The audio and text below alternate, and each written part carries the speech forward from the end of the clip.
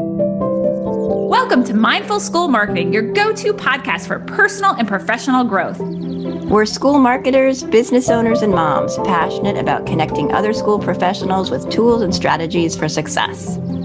We love solving problems, exploring new ideas, and thinking outside the box. Let's transform your school and life starting right now. Transform your school's admissions and marketing with Inquiry Tracker, the ultimate solution for managing inquiries seamlessly. Discover how you can make your admissions process more efficient and effective with this leading solution. Welcome to Mindful School Marketing. I'm Aubrey Bursch. And I'm Tara Clay. Today we're joined by Helen Sachs. Helen is the CEO and founder of Striking Media, a visual communications company based in Falls Church, Virginia, that specializes in videography and photography. British-born, Helen got her break at BBC Television Centre in London in comedy and spent years on the British equivalent of Good Morning America. She's been in Northern Virginia since 2016 and is thrilled to work with local businesses and nonprofits to create visuals that make an impact and get results. Welcome, Helen. Thanks so much for joining us. Good morning. I'm thrilled to be here. Yes, and we're excited you're here. I've had the opportunity to work firsthand with you since we've shared a couple of clients. So I've seen the impact of your videos, and I'm really excited to dive in more on this topic. But before we get started, can you tell us a little bit more about yourself and your work? Absolutely. As you shared in the intro, I don't come from Northern Virginia. I'm from London, and I always wanted to work on the television shows that I used to watch. I thought that seemed like a fun way to spend your time. So I got my break at Television Centre and I started working in comedy. It was a low budget late night comedy sketch show, which was a wonderful training ground because it gave me the opportunity to do everything from script writing to location hunting to managing budgets. So that's a pretty unique experience at the BBC. Normally, as a lowly recent graduate, you're tasked with making the tea. So it was actually a great place to be. But I quickly realized that I loved human interest stories. I love to tell people stories. And I made a beeline for a show called This Morning, which was the morning television show. It still is. And a lot of celebrity stories, cooking, fashion, you name it. But I loved human interest stories. So I had this amazing plethora of storytelling opportunity with ordinary people that had amazing experiences. And that is an avenue I chose to continue as I set up my own company.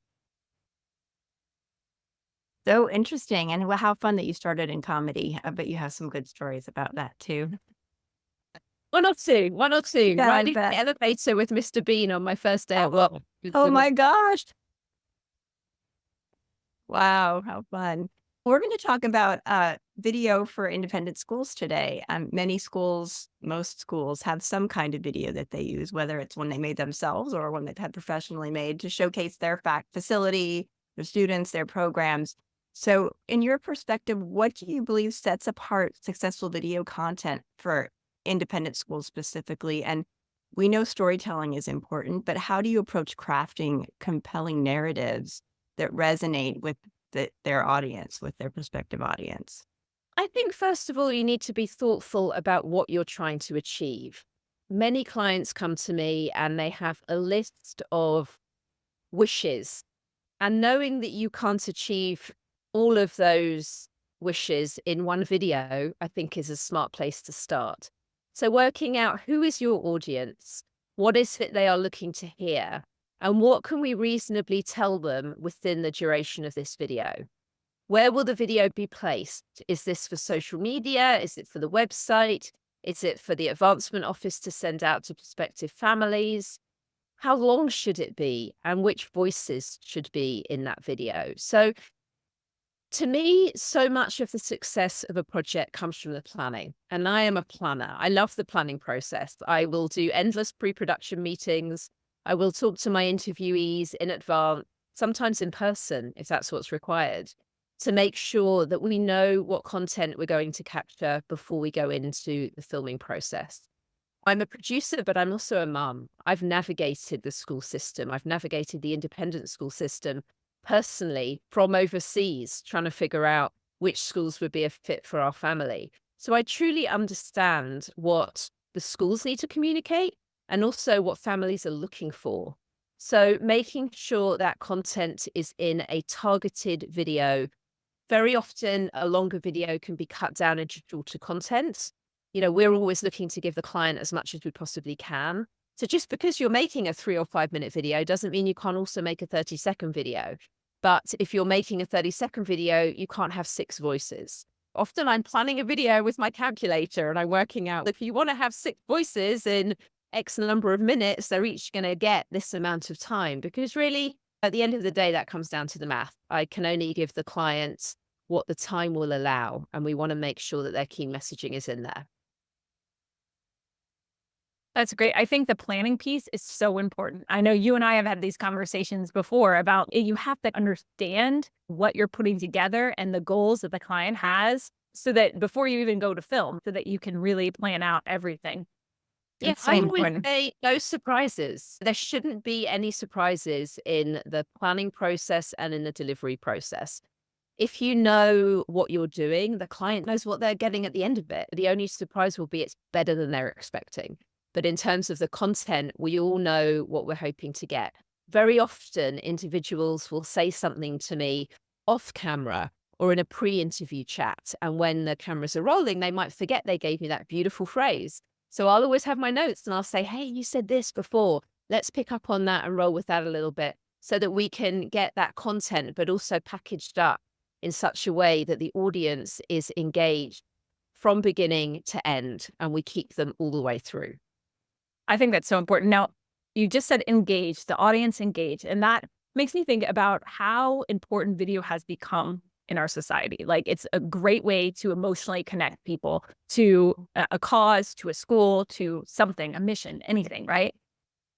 So I'm curious, what are some strategies that really schools can use to help create that emotionally impactful experience in videos? Are there specific themes or approaches that tend to resonate with our prospective parents, current parents, students, and the school community? And are there certain video types or themes that you have seen successful in independent schools?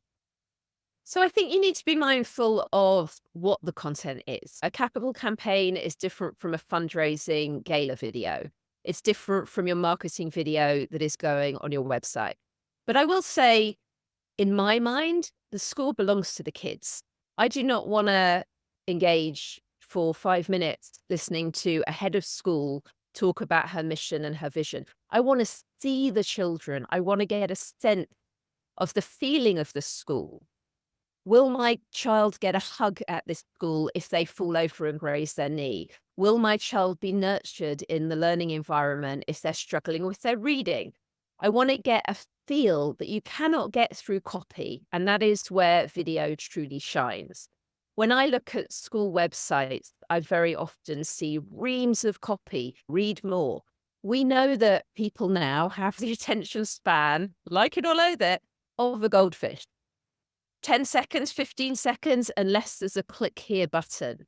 Nothing portrays a school and its mission and vision in the same way as video. So I like to hear children telling their story. I like to see children at play because I think that speaks volumes more than a member of the faculty can. So I always look to engage the kids. And sometimes, yes, that means we don't end up using the content because kids are not going to always deliver. But then sometimes you do get wonderful kids that are able to express themselves. And that is more engaging and captivating than anything else. Yeah, I think that's really important. And as someone who makes the websites, we have the same conversation, right? About what you're saying and what you're depicting on your website needs to be something that's resonating with the parents, not something that's resonating with you as the person who works at the school. It's different. What you think is important about your school is not always what your audience is going to be drawn to. So bringing in someone like you to help them with that story, I think, is really important. Something that I get asked a lot with websites, especially, is how long a video should be. I know you mentioned different lengths, and I know we like to repackage pieces of videos, but when it comes to, let's say, not the social media clips, but like the feature video or videos, I'm wondering what your thoughts are on that. I've done some judging of some school informational videos, and sometimes they're 10 minutes long, and sometimes they're 2 minutes long. And sometimes there are 5 of them because they're covering all the different program areas. Can you talk a little bit about what you think is necessary in terms of length? Yeah, I think the school arena is slightly unique when it comes to duration of videos. I would say that for a marketing video, 3 to 5 is where I start. And from there, we look at what is the content?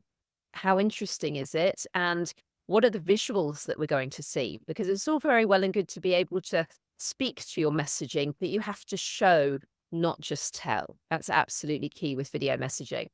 The exception that I speak to is more around kind of gala fundraising. When you have a room full of parents and you're looking for them to donate, they love nothing more than seeing their kids on the screen. So I always try and get as many of those beautiful little faces on the screen as possible. Group shots of kids playing on the playground, group shots of kids in the classroom, and then picking out some key voices in amongst it. But I think 3 to 5 for a regular video is a good starting place.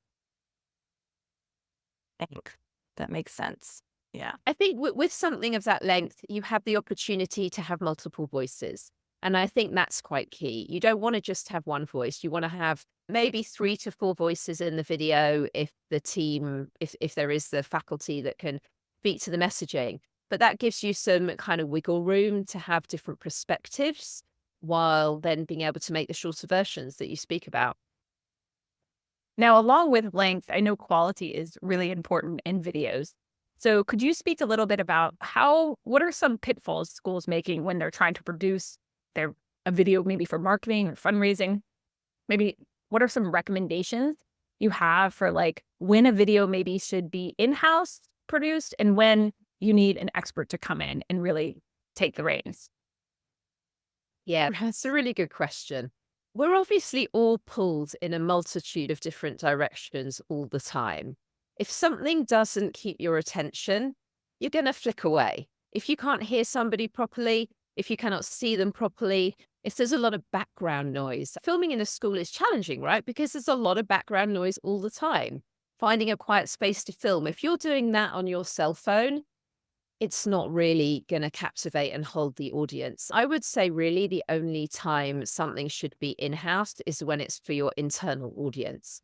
The parents will fully accept a video that's coming through with a weekly roundup, for example, that's showcasing the local lacrosse team, the school lacrosse team winning a game, or the art project that's on show in the cafeteria. That kind of thing, absolutely, you can get away with self-shot.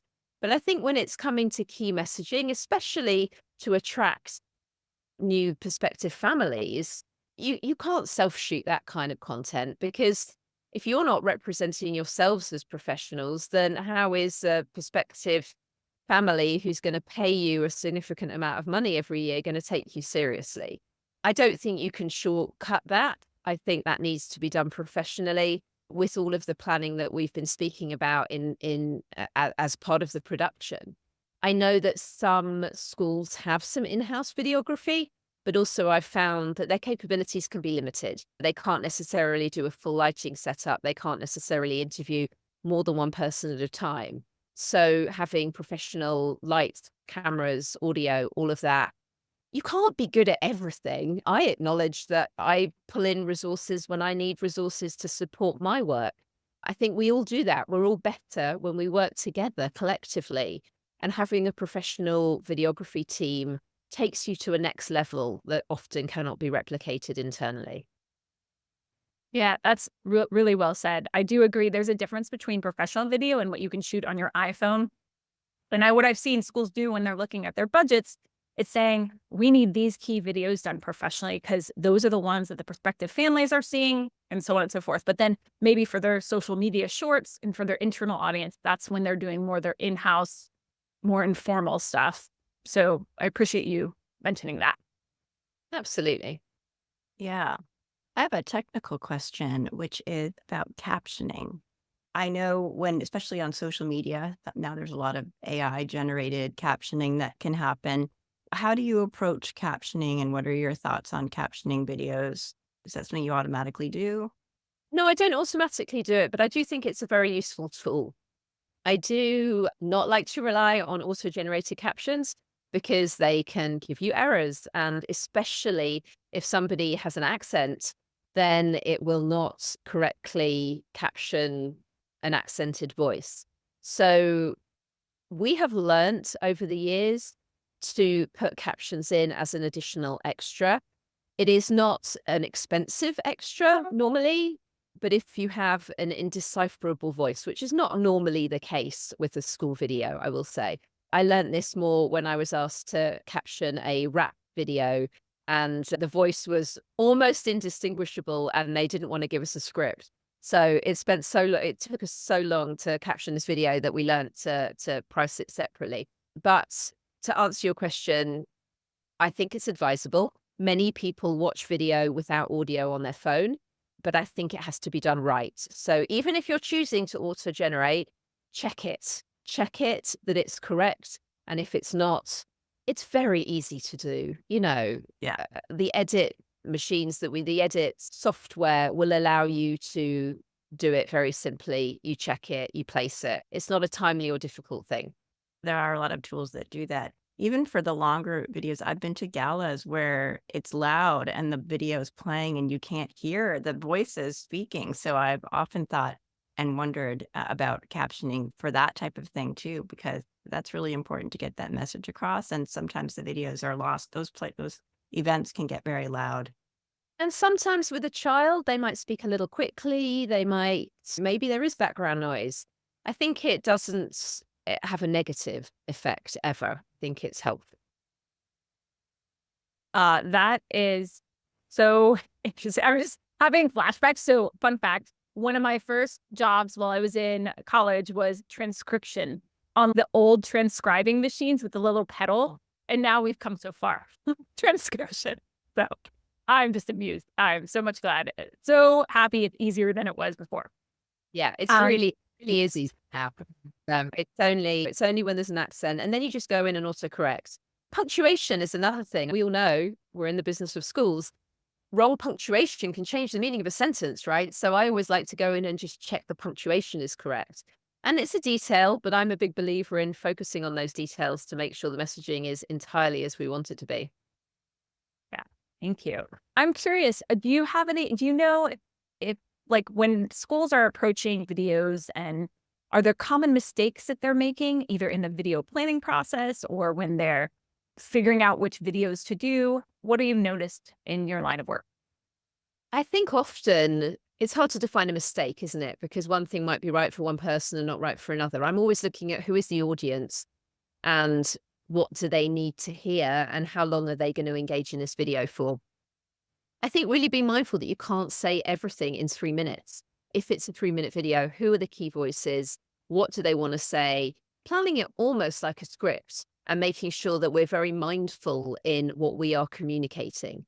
And that can be tough for a school to hear because as a production team, we want to give them everything. We want to say, yes, we can give you the world, but realistically, a time limit is a time limit. So making sure that we're on target. My goal with every video is that the audience is engaged from beginning to end. They are not distracted if their cell phone pings. They are completely engaged in this messaging that's being presented to them. So I think that is probably the toughest call. I think around that, just being mindful of what are the most important videos they need to create. We've just done a video capital campaign for a school in Bethesda. Very clearly, they have a timeline they need to meet. They've got a substantial amount of money they're looking to fundraise for. And we were very strategic in how we created that. We had a little bit of the school history. We had a little bit of the child experience. And we did engage the children because it's pretty hard to say no to a kid that's saying, I'm so excited about our new gymnasium. Please help us to fundraise for this. So thinking about who those voices are as we create those videos, I think goes a long way towards the success. Thank you. I noticed in what you just said, you used the word mindful, which is a great segue because that's the next question I'm going to ask you, which is about mindfulness. It's in the title of our podcast because we like to bring everything together after we've had our chat with this idea of mindfulness. And we like to ask our guests how you define mindfulness. and how it applies. So you just used that word and mentioned it, but maybe you can just say a little bit more about what you think about how you define mindfulness. I define mindfulness as being thoughtful in the approach of everything that we do. So that's internal as well as external. I like to think I've been around the block in the production world. I've seen how some people operate and how others don't. And in running my own ship, I'm very mindful about how I run my team, how I manage my team, how I look after my people. I want for my production team to have a good experience. And as part of that, there are people that are people who love to work with kids, for example. We also do a lot of work outside of the school arena in summer camps. And I have production team members who have worked at summer camps, who have been rangers in Alaska and are used to presenting to kids. So they're very comfortable in that arena. So I like to be mindful of who I place on what job. I like to be mindful of how I treat my team. And I like to be mindful of the planning that we're doing with every project that we're doing. Nothing should ever be rushed, in my opinion. If I'm doing a gala video, it will never be delivered the night before. Nobody needs that stress. I'm mindful in creating a timeline so that we have a series of deliverables for review, for feedback, for final delivery, so that the client knows that if their event is at the end of the month, by the middle of the month, they have their video. There's no stress around it. Really trying to make sure that the experience is as positive as it can possibly be, internally and externally. We are not doing brain surgery here. We're fortunate enough to do a job that is extraordinarily fun and privileged. And everybody should have a positive experience, no matter whether you are production team, client, interviewee, or anyone that passes us by, quite frankly. So I think that mindfulness serves all of those different perspectives. Thank you so much for sharing. That's wonderful and so important. I'm now happy to transition us to one of my favorite parts of the show, rapid fire questions. Are you ready for rapid fire? I'm so ready. I'm so Oh, ready. Great. So exciting. If you could put one book as mandatory reading in the high school curriculum, what would it be? So the book I chose is I Am Malala, the girl who stood up for education and was shot by the Taliban. And I chose this book for a couple of different reasons. My daughters have read it. I encourage them to read it. I think it's a very important message.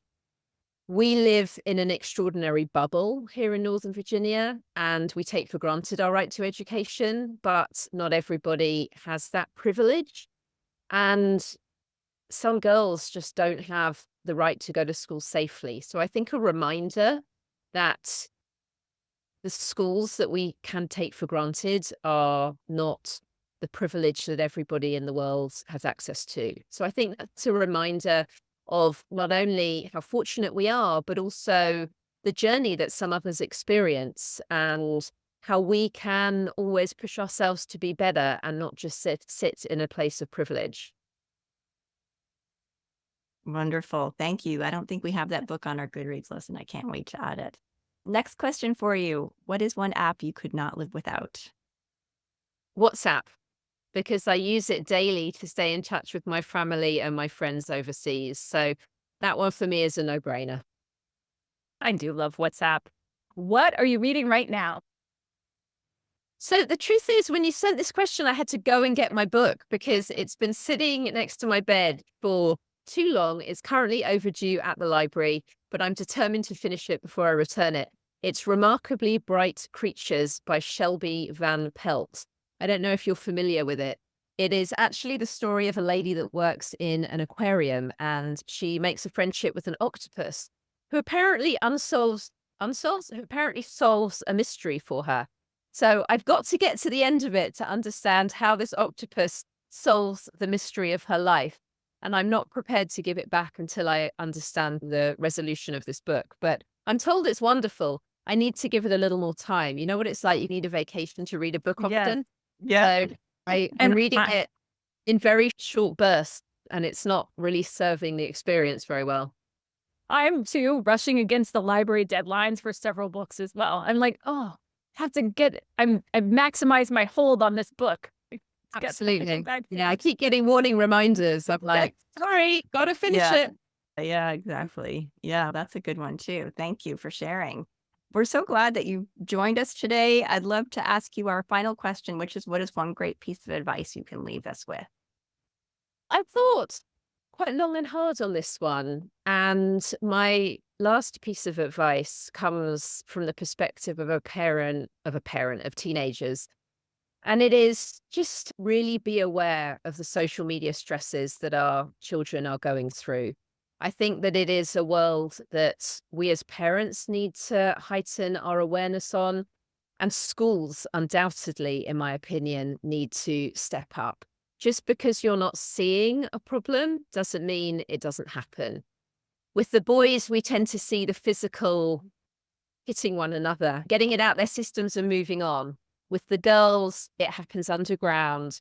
And if we don't monitor, if we don't talk about it, if we don't teach kindness, then our girls can really be struggling, and boys, of course, with social media bullying. So just be aware of it, monitor the phones, and teach kindness. Thank you. That's great. Really appreciate it. Could apply to me too. That's Thank right. you. Yeah, exactly. We're so glad you're here. How can people find you online, Helen? So we are strikingmedia.com. We are on every social media platform that you can imagine. We are www.strikingmedia.com. And I would encourage anyone to reach out for a chat. I'm always happy to chat about opportunities with no commitment whatsoever, just happy to share ideas and thoughts. I love to connect with people. I'm always looking to build my network. So I'm thankful for this opportunity today. And if anyone would like to reach out and discuss any ideas they may have, I would be very happy to chat with them. This episode is brought to you by Enquiry Tracker. We believe that every inquiry is an opportunity, and with Enquiry Tracker, you can unlock the full potential of your school's enrollment journey. Say goodbye to missed opportunities and hello to a streamlined admissions process that prioritizes efficiency and effectiveness. Discover the leading solution for school admissions and marketing. Visit inquirytracker.net to book a personalized demo today. That's inquiry with an E, tracker.net. Thanks for joining us on the Mindful School Marketing Podcast. We'd love it if you pop into iTunes and leave a review, 5-star preferred. Let us know how you like the show. It helps us improve what we're doing and helps others find us too.